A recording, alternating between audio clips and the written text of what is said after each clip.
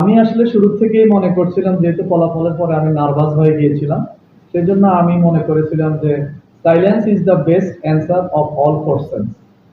সেই চিন্তার আলোকে আমি আসলে কোনো কথা বলিনি।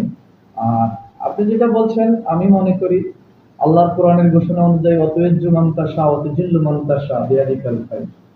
যেহেতু একটা বিষয় এখানে আছে, অনেকে অনেক রকম সমালোচনা করে। আল্লাহ সকল কিছু জানেন এবং বুঝেন। এজ এ মুসলিম হিসাবে আল্লাহর প্রতি আমার দৃঢ় আস্থা এবং বিশ্বাস রয়েছে যে তিনি কাকে কখন সম্মানিত করবেন, কাকে কখন অপমানিত করবেন, সেই বিষয়ে চূড়ান্ত সিদ্ধান্ত থাকে। আমি আল্লাহর উপর পূর্ণ আস্থাশীল। সময়ের সঙ্গে বদলে যাচ্ছে সমাজ, বদলাচ্ছে মানুষের চিন্তা ও কাজের ধারা। এই পরিবর্তনের ধারায় যারা নীরবে কাজ করে যাচ্ছেন, তাদের গল্পই আমরা তুলে ধরছি আপনাদের সামনে।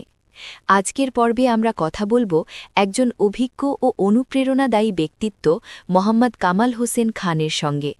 তার জীবনের গল্প, সংগ্রাম, সাফল্য এবং ভবিষ্যৎ ভাবনা সবকিছু নিয়েই থাকছে আজকের এই বিশেষ সাক্ষাৎকার। চলুন শুরু করি।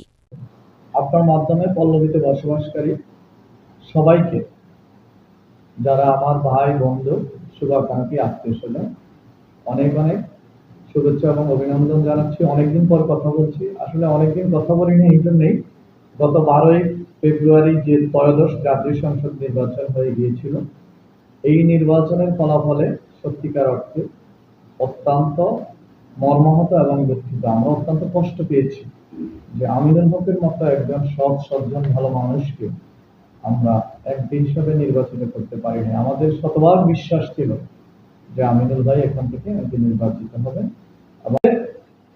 এই নির্বাচনে মূলত আমাকে দায়িত্ব দিয়েছে চিফ এজেন্ট। প্রধান নির্বাচনী এজেন্ট হিসেবে আমার যে দায়িত্ব ছিল সেটা ম্যাক্সিমামই ছিল অফিসিয়াল। আমি অফিসিয়াল কাজগুলো সেভাবে করার চেষ্টা করেছি। আমার প্রিয় নেতা জনাব আমিনুল হক যেভাবে নির্দেশ দিয়েছেন, ওনার নির্দেশ ক্রমে আমি সেটা করার চেষ্টা করেছি। অব্যাহতির বিষয়টা আমাকে আহ্বায়ক করেছে আমার প্রিয় নেতা, যার আনুগত্য শতভাগ আমি করি, প্রিয় নেতা জনাব আমিনুল হক। তিনি আমাকে আহ্বায়ক করেছেন।